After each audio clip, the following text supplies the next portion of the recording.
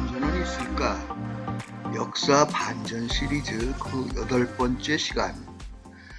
오늘은 전봉중 장군 등 동상건립위원장을 모시고 133년 전 1984년 각보 농민전쟁 때 전봉준 장군이 이겼다면 구한말의 전국은 어떻게 변했을까? 이후 일청전쟁과 을미사변을 거쳐 일본의 식민지가 되기까지 우리 지도층은 무엇을 잘못했는지 되돌아보는 시간을 마련해 보았습니다. 이이화 위원장님은 외우 내하 환의 처지에 있는 작금의 현상이 구한말의 형세와 똑같다며 매우 중대한 시점에 와 있다고 지도자들이 각성할 것을 촉구했습니다.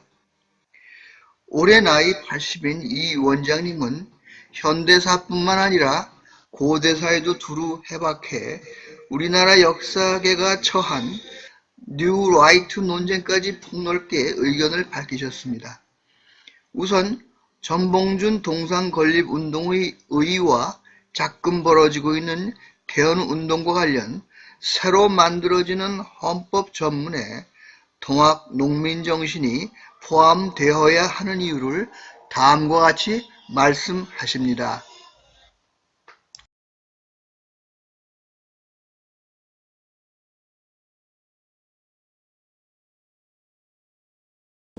영풍 공부 지금 그 선생님께서 신경을 많이 쓰신 건가요? 내가 위원장이라니까 그래. 아까 이거 예, 아니 그거는 아는데 그 전에 이제 사전에 작업을 좀 많이 다 했지. 그 내가 다 했지 그럼. 이제 마무리 메이드 과정을 그러니까 선생님께서 하셨구나. 원래 내가 다 했지. 이제 지금 드러나갖고 하는 거는 박원순이가 이만큼 인심써 박원순은 내가 요구해서 했지. 요구해서 아니 무슨 박원순 자발적으로 해. 내가 다 얘기해서 했지. 그러시구나. 큰일 하셨네. 그럼 계속 편하게 말씀하세요. 좀 얘기하라고. 예. 동상 건립. 그 얘기하고 마무리 줄 테니까. 네. 앞에 계셔요. 그래도 혼자 얘기는. 그러니까 네. 우리가 종로 일가에 전봉준 동상을 세우면서 상징성을 가지고 있는 겁니다. 그럼 전봉준 정신이 뭔가? 우리가 그걸 교훈으로 받아들여야 된다. 이 시대에.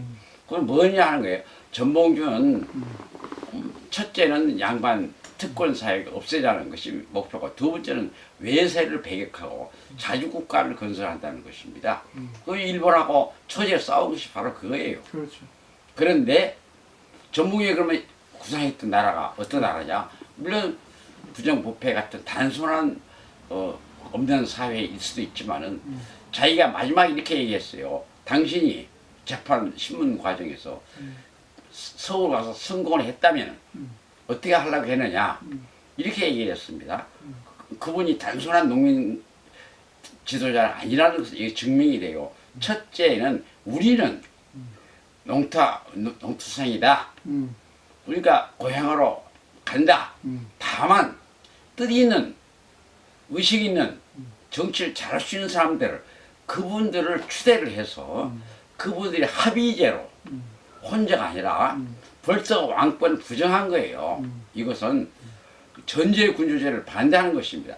합의제에서 정치를 하게 하면은 이게 아주 이상적인 그런 국가가 될 수 있다. 이렇게 얘기한 겁니다.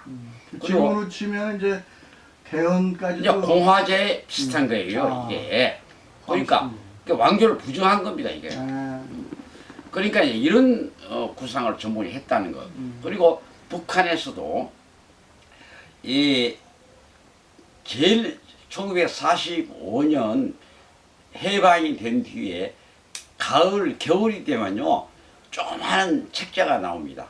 갑오 농민전쟁이라는 책자를 만들었어요. 핸드북이에요. 이걸 제일 먼저 만들었다는 뭐냐?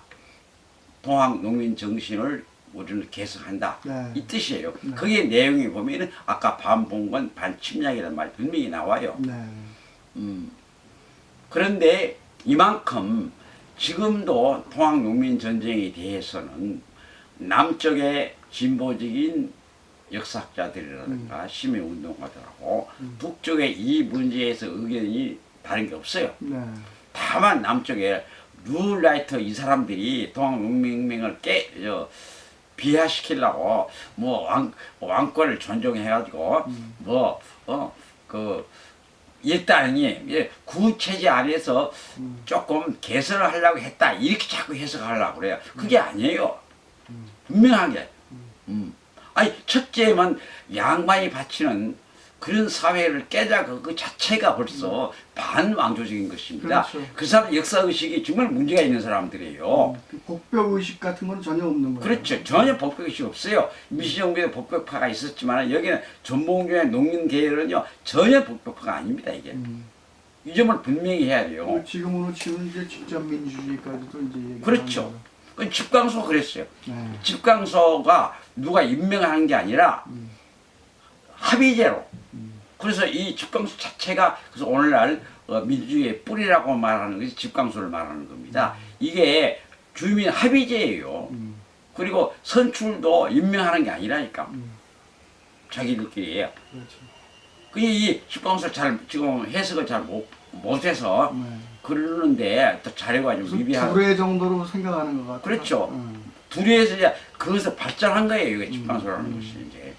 자, 그런데 그래서 오늘날 우리가 촛불 시위를 바라보면서 제가 개인적으로 강연을 하고 왔는데 책이 또 11월 달에 나옵니다. 뭐 이런 문제와 결부시켜서 이제 역사 논문이 아니고 에세이 같은 지난번에 말씀하신 네 뭐 촛불 시위 나오고 유형이 그렇지 룰라이트 문제 나오고 국정교과서 문제 나오고 이런 것들 얘기하는 거예요. 한국 전쟁의 민간인 문제 나오고 이승만이가 왜 보도연맹을 저렇게 몰살시키느냐 뭐 이런 얘기들 나오는 거예요. 이건 논문이 아니고 내가 강연을 했던 걸 중심으로 합니다. 이 얘기하는 겁니다. 그래서 우리가 근대사를 여는 시초가 동학 농민혁명이고 그 다음에 3.1운동이 일어나요. 2년 뒤에 3.1운동 100주년이 일어납니다. 아까 의병을 얘기했는데 3.1운동의 주역은요 전부 동학 세력이에요. 이것을 자꾸 부각이 좀 안 돼 있어요. 왜냐면 손병희도 동학도였고 33인도 급조를 했지만은 거기에 반수가 동학인민군 출신이에요. 그 밑에 구조라면 더 많아요. 이제 의병 정도가 아니에요. 여기는. 그러니까 3.1운동을 알고 보면 그 뿌리로 온 거고 이제 나는 4.19 세대라고 말했습니다. 내가 4.19부터 종로 거리에서 내가 총탄이 옆으로 옷을 뚫고 나가지고 2cm 안에 들어왔으면 내가 부상이가 돼가지고 연금을 받을 텐데 그 2cm 차이 때문에 난 연금도 못 받습니다만은 이게 온 거고 4.19 온 거고 그럼 4.19 우리 민주항쟁 할 때에도 온 거예요. 그러면 이건 뭐 큰 예는 아니지만 이번에 촛불 시위 할 때 농민군들이 들고 일어나는 게 뭡니까? 트랙터에 몰고 올라오면서 전봉준 투쟁단이에요. 그렇죠. 그러니까 오늘날도 이 근현대사의 맥이 그것을 이어져서 현재까지는 촛불 시민까지 왔다. 그러니까 앞으로 남북을 대화할 때에도 우리 역사적인 근현대사의 소재 중에 하나가 대화할 때 북한 사람하고 대화했어요. 이 문제 가지고 대화를 여러 번 했습니다. 네. 서로가 다른 것이 없어요. 우리 부산들하고 이 문제만은. 네. 그러니까 이런 점이 있어서 동학농민혁명의 의의가 현대에도 살아있다. 이렇게 제가 말을 하고 이번에 전봉 동상을 세우는 일도 하나의 무슨 인물을 뭐 종로거리에 세운다 이런 뜻이 아니고 우리가 한 산교육장 학습장으로서의 의미를 가지고 있다. 저는 이렇게 말합니다.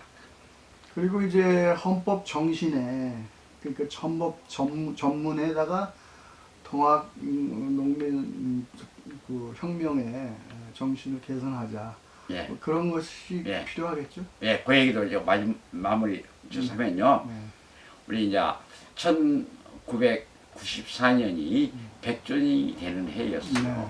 이걸 계기로 해가지고 뭐 선양 기념 뭐 이런 것들을 많이 했어요.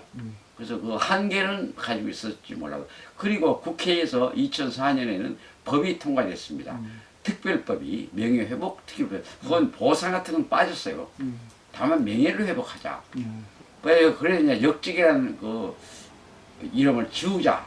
그래서 그 결실이 특별법이 통과돼가지고 재단도 발족시키고 정부에서 돈을 대가지고 사업을 하게 돼 있어요. 이게 엄청난 겁니다. 이 역적의 굴레를 벗어난 것이죠. 2단계로는 우리가 무슨 작업을 하냐면 재단이라든가 이런 것을 발족을 했어요. 그래서 이제 3단계로 오는 겁니다. 3단계가 뭐냐? 바로 3단계에서 이제는 이 정식으로 기념일을 만들고, 근데 기념일은 안 만들면 국가에서 해주기로 돼 있어요, 법으로. 근데 내부에서 합의를 못 봐요. 다 지역에서 따로따로 우리 고장이 이런 일이 있어요. 이게 이 날을 해야 된다. 뭐 이런 것이 있어요. 참 복잡해요. 그런데 그걸 제작하고 또 하나는 아까 중국 동상 얘기는 했지만은 헌법 전문에다가 우리가 이 얘기가 굉장히 깁니다만은 요약해서 말하면요. 건국절 문제라든가 또 여러 가지가 있잖아요. 그래서 지금은 5.18은 또 헌법 전문에서 3.1 운동이 들어가 있다. 그러니까 끝에 가서 5.18도 5.18 6월 항쟁 이게 들어가야 된다. 이 주장하는 사람들이 있어요. 그런데 나는 그 점이 있어서 조금 못마땅합니다. 왜 그러냐면요. 5.18이 들어가려면은 그 근대사의 단초를 연 동학농민부터 들어가야죠. 그렇죠. 순서가. 그래 3.1 운동 4.19 그 다음에 이제 민주항쟁 뭐 이렇게 가야 되는 것인데 그렇죠. 그 위에는 빼버리고 5.18만 자꾸 내세운다. 나는 그건 합리적이지 못하다. 그렇죠. 합리적으로 하려면 그것까지 포함을 시켜야 된다. 그래서 일부가 지금 또 5.18을 헌법에 넣자 그러니까 또 동학농민 이쪽에서는 그러면 동학농민은 넣자. 이 주장이 지금 계속되고 있어요. 네. 보도도 좀 됐어요. 그런데 이게 이제 이루어질지 안 할지 그건 모르겠어요. 모르겠지만 적어도 우리는 이 100주년이 지나가면서 교과서에도 이제 용어가 동학농민, 동학난이 아니고 동학농민 운동으로 되어 있어요. 그러니까 이제는 동학농을 토부했던 그 세력들은 역사 속에서 다 사라지고 또 심하게 말하면 그 후손을 도망다녀요. 요즘에는 세상이 뒤집어졌어요. 그렇죠. 그래서 농민의 후손들은 아주 큰 소리를 치고 당당하고 이게 오늘날의 현실입니다. 이만큼 우리가 왔다는 것이에요. 우리가 근현대사에 대해서 새로운 해석 이런 것들 문제가 건국절이니 이런 논란도 중요하지만은 우리의 역사가 이제는 과거의 왕조 시대 또는 양반 사회에 이런 것을 탈피해가는 이런 의미를 현대에도 가지고 있다. 네. 저는 이렇게 보고 있습니다. 네, 감사합니다. 뭐 이 정도 했으면 뭐 얘기 충분히. 그래? 아니 1시간 좀 넘게 했는데 그래도 내가 이제 기본적인 얘기를 한 것 같아. 나 지금 사실 굉장히 중요한 얘기라 이 남북 미국 문제입니다. 지금 핵 문제. 저런 식으로 하면 안 돼요, 절대로. 안 되지. 지금도 그래서 나는 많은 촛불 시민들이 속을 부글부글 끓고 있어요. 지금 다시 근데 촛불 들어야 고민을 하면서도 나오는 거지 지금. 고민을 하면서도 자칫하면 그런데 할까 문재인 정부가 나 문재인 정부를 아직까지는 이건 여기 안 나온 것이지만 나 아직까지는 욕할 수는 없어요. 나는 그래도 이 의미를 가지고 이제 폐정 적폐 이 청산을 지금 해야 돼요. 이명박이 나 감옥에 잡아내야 돼. 저거 그 문재인이 저거 안 하면